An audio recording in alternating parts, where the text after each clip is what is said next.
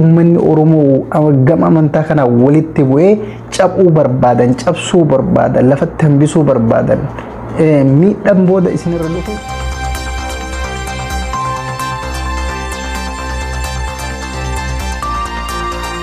Jirra warroonni ammallee diina Oromoo taatanii gama amantiidhaan Oromoo walitti buufnee gama amantii kanaan cabsina warroonni faayamee waa'ee makanaaf gadi ba'e isin beeyna nurraa dhaabbadhaa jennaan yoo dhaabbachuu diddan ammoo Oromoon abbaan fedhe har'a kiyyaan nama beekamaadha nama beekamaa ta'e waa'ee amantii barreesseef amantiin wanti wal burjaajessu hin jiru.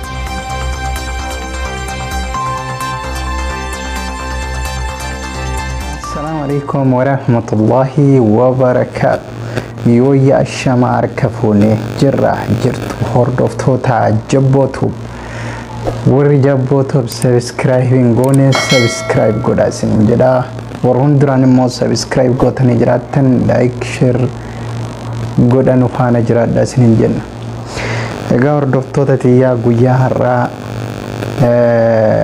غورسا اجايبا وهي تي في akkasuma waan yeroo amma social media irratti deemaa jiru kana waan xiqqoo walii qoonna jennee yaanna yeroo amma kana akka raayyaan jeesan bara namni wal jibbee argaa waliin oodee jedheer akkuma san itti jirraa jechuudha yeroo amma namni ati abdattee yeroo kanatti yeroo rakkoo biyyi keenya rakkoo keessa jiru kanatti waa'ee amantiidhaan wal qoqqoodee keessattuu namoonni beekamoon namoonni ummata Oromoo hunda biratti beekamtii gurguddaa qabanii fi namoonni yeroo dheeraa Oromoo irraa Muslima irraa Ortodoksii irraa fayyadamaa ture yeroo as garagalee waa'ee amantaa kana dubbatu waan baay'ee nama gaddisiisati jechuudha. Kana yoo jedhu warri Ortodoksiis warri Muslimas maalifi waa'ee Ortodoksii nama tokko Muslima keessaa arguu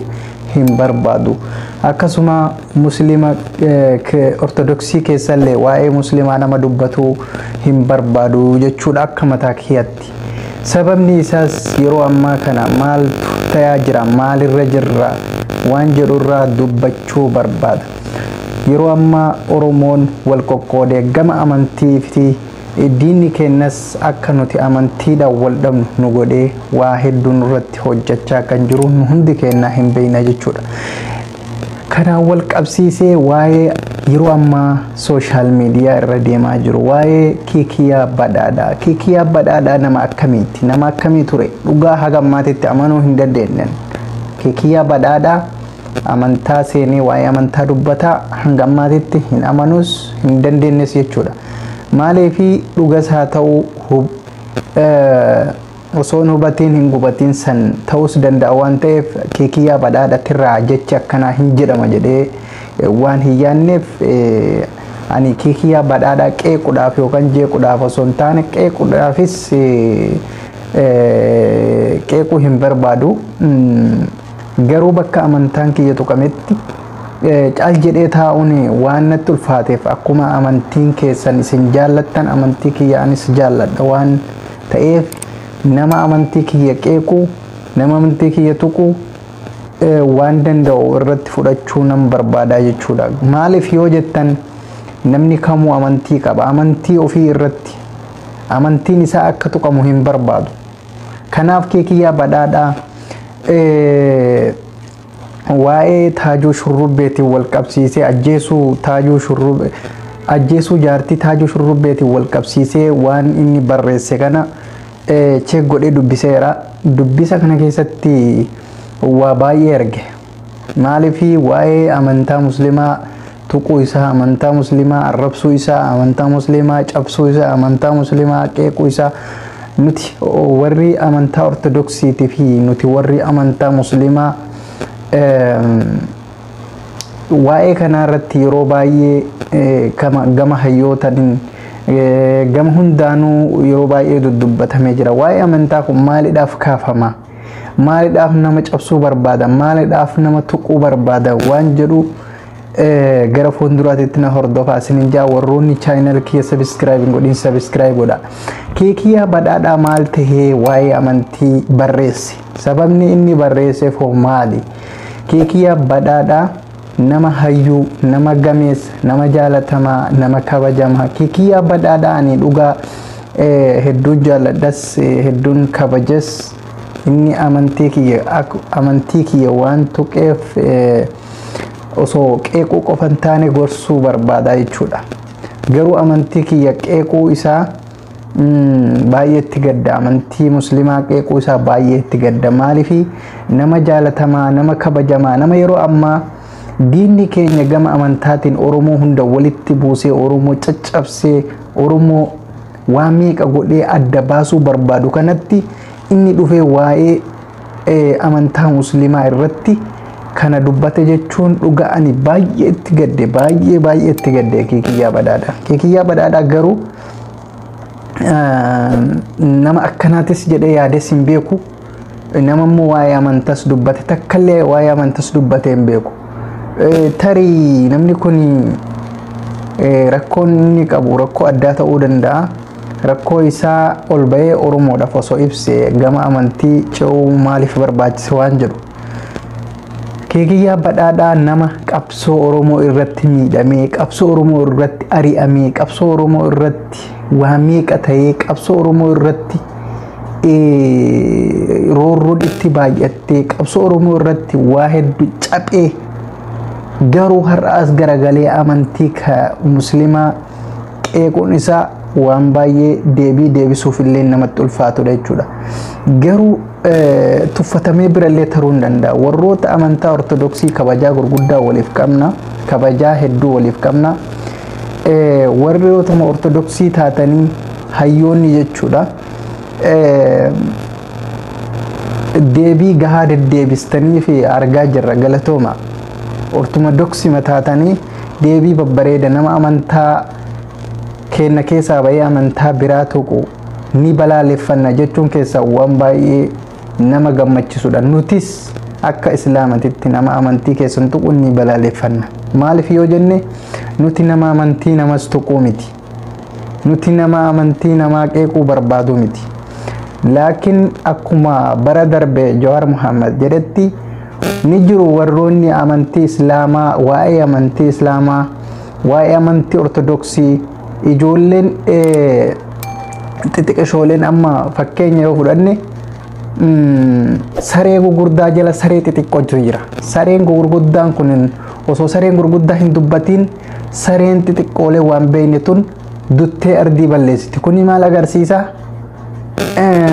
Ijoolleen social media qabattee hin beekne, ijoolleen waa'ee amantaa ortodoksii keessa hin beekne, ijoolleen waa'ee amantaa muslimaa keessa hin beekne, warri muslimas taatan, warri ortodoksiis taatan, warri waaqeffatas taatan, warri amantaa hunda qabaatan waan kana osoo dubbatu hin taane hayyoota keessan dhageeffadha.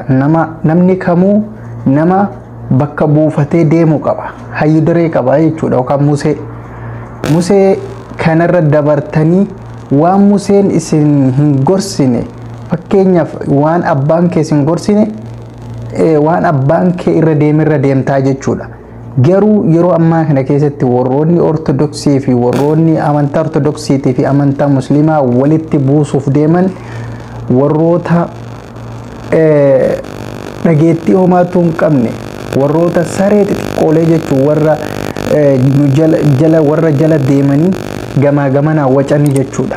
Ijoolleen bara xixiqqooleen yeroo ammaa kana keessatti hedduun ijoolleedha sammuu godhatanii jiran. Garuu warroonni jala deemanii waa'ee amantaa wawwacan kun warroota diina Oromoo ta'anidha. Walumaa galatti warroota diina Oromoo walitti buusanii gargar facaasanii rakkoo akka uummanni Oromoo gama amantaa kana walitti bu'ee cabuu barbaadan, cabsuu barbaadan, lafatti hambisuu barbaadan. Miidhaan booda isinirra dhufu harka hedduudha waan ta'eef osoo yeroo ammaa kanatti ofuma kenna sammuma teenya xiqqishoo tanaan yaada guddaa godhanne baay'ee gaariidha natti fakkaata. Warroonni amantaa musliimas tuuxan, warroonni amantaa ortodoksiis tuuxan, akkasuma amantaa garagaraa warroonni itti fayyadamtanii qeeqaa jirtan nurraa dhaabbadhaa isin jennee jirra. Kabajaan isin gaafannee jirra. Warroonni ammallee diina Oromoo taatanii gama amantiidhaan Oromoo walitti buufnee gama amantii kanaan cabsina, warroonni faayamee waa'ee makanaaf gadi ba'e isin beeyna nurraa dhaabbadhaa jennaan. Yoo dhaabbachuu diddan ammoo Oromoon abbaan fedhe har'a kiyyaan nama beekamaadha. Nama beekamaa ta'e waa'ee amantii barreesseef amantiin wanti wal burjaajessu hin jiru. Nuti arabdoota irraa dhufne, nuti abbaa itti amannu beeyna. Nuti arabdoota irraa dhufne, rabbi irraa dhufne, nuufi rabbii nu hin beeynaa jechuudha. Maaliifi nuti arabdoota itti amannu, nuti amantaa kenna hin beeyna. Nuti namatti sin amannu homattuun amannu jechuun rabbii kenna tokkochatti amanna. Warra muslimaa irra caalan hedduu waa'een kun kakka'ee jira, yeroo baay'ee dubbatamaa jira. Warroota amantaa arabdoota jedhamtanii yeroo baay'ee nu qeeqaa jirtan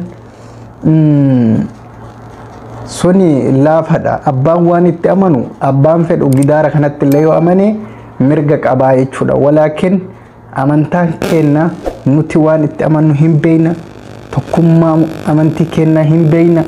Kanaafuu warri amantii kenna jeexan of eeggannoo akka godhattan kun dhaamsa muslim hundaati jedhee yaada.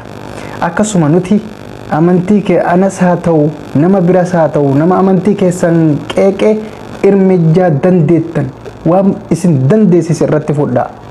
Nuti isin gama keeyyaan isin eeyyamnee jirra jechuu gama kennan. Nama amantii keessan dhufee si tuqe waan sila irratti fudhatamuu barbaachisu san isinii mihii nuuyyuu irratti fudhannaa jechuudha. Kanaaf ammoo nama tokkoof jettanii amantaa walqeequu maal jedhu yeroo baay'ee Jawaar Muhammad waa'ee amantaa kanarratti hojjetaa ture. Gaffageenyaan gadhaabee akka biqiltuutti margisiisee ture. Kanaaf immoo irra garagaltanii ijoolleen xixiqqoon, ijoollee waan beeyne, ijoollee sammuu surrii, warra mallaqaan bitame sammuu surrii, warra mallaqaan bitamee gadi yaa'ee waa'ee kanarratti hojjetaa jirtan isin beeynaa. Amantiin kennas amantii arabaatii miti. Nurraa dhaabbadhaa. Kun kabajaan isin gaafannee jirra. Amantiin nama kamiitu kabajaa qaba. Amantiin abbaa fedhe fedhu abbaan huccuu kiyya kanatti amanuu danda'a. Abbaan fedhe huccuu kiyya kanatti amanuu danda'a. Abbaan fedhe gidaara arabaa kanatti amanuu danda'a. Abbaan fedhe waan ani ittiin amana jedhetti amanuu danda'a. Sun mirga keeti. Maaliif amantaa san qabattee namni si mormuu danda'u hin jiru. Nuti amantaa keenya irratti jechuu ragaa wajjin waan qabatamaa, waan soban taane yookaan waan suuraa qofan taane waan dhugaa ta'e tokko as baafnee waan himuu dandeenyudha. Nuti eessaa akka kaane, eessatti akka dhaabanne, akirri keenya eessa akka hennu, eessa akka dhalanne hunda hin beeynaa jechuudha. Kanaaf warri amantii keenya qeequu barbaadan akkuma raayyaa abbaa mancaa jedhe yoo amanuu baattes baradhu amantii nama tokko, baradhu feetutti amanii feetu dhiisii jechuudha. Nuti muslimni kun eessaa dhufe yoo jettan nu madda irraa himnu beeyna. Muslimni kun eessaa dhufte? Nuti biyya arabaatii dhufne? Muslimni bakka irraa dhufe, bakka irraa dhalate, bakka itti dhalate, bakka hunda beekaa jechuun ragaa wajjin waan soba hin qabne jechuudha. Jara nabar maa wal sobna? Wal sobuun hin barbaachisaa hin barbaachisu. Nuhi jechuudha. Rabbii tokkochatti amanna. Nuti rabbii tokkochatti amanna. Rabbiin kun kanuu ol asii ol jiru kana tokkocha qofa kanatti amanna. Fakkeenya tokko osoo fudhanne rabbiin kun hin danda'a. Fakkeenyaaf Itoophiyaan keessattuu rooban jiraataa jirra. Roobni kun eessaa dhufa? Eenyu isin rooba? Rooba kanaan amma fakkeenyaaf irra caalaa Itoophiyaa keessatti wal beeynen hundi keenya. Rooban jiraataa jirra. Roobni kun eessarraa dhufa? Rabbi tokkocharraa dhufa moo qilleensuma asuma gagga'e asumatti garroomu moo eessarraa dhufa roobni kun? Yoo gabaabsinee ilaalle eenyu nu jiraachisaa jira? Lubbuu teenya eenyu uume? Lubbuu teenya eenyu harkaa qaba? Eenyu deemanii jira? Yeroo ammaa tana maaltu deemanii jira jennee of madaallee of xiinxallee beekuun barbaachisaadha. kana waan ta'eef warri amantii keenya irratti isin amantaa arabdoota isin maalii jettan nuti amantaa keenya yoo barbaadde sheekii dhiisi anatti kootu si amansiisa abbaa barbaade jechuudha warri amantii namas tuuyitan warri amantii ofis tuuyitan ofii keessanii of saqaltanii jechuudha kanaafuu warri amantaa namaa tuuyitan har'a booda nurraa dhaabbadhaa nutis amantii namaa hin tuuynu an warri nuhis ta'ee nama muslimas ta'ee amantii namaa tuqu yoo arge waan danda'e tarkaanfii danda'e irratti ni fudha isin wajjin jechuudha warra amantii keessa wajjin muslima ta'ee nama amantii namaa tuqu arge taanaan amantii namaa maaliif tuqa jedhee tarkaanfii irratti fudhachuu danda'a jechuudha maaliif si barbaachisa amantii namaa tuquun nu hunduu bar wal beeyna amantii keenya hin beeyna waan tokko beeyne itti amanne malee wallaallee itti amannee jechuudha namni ilma namaatitti namanu nuti akkamitti ilma namaatitti amannaa arabni bar nama araba jechuun namaa bar nuti amantiin keenya arabnis arabas ta'ee abashas ta'ee nuti waan itti amannu beeyna kanaafuu isinis waan itti amantan beeytan kanaafuu muslimaa qeequs hin dandeettan arrabsus hin dandeettan arrabsitanis ammoo oromoo diiguu hin dandeettan walumaa galatti kana jala sararee isin hima galatooma dhaamsi kee guyyaa har'aa kana fakkaata warri viidiyoo kana argitan laayik sheer godhaa qooda galatooma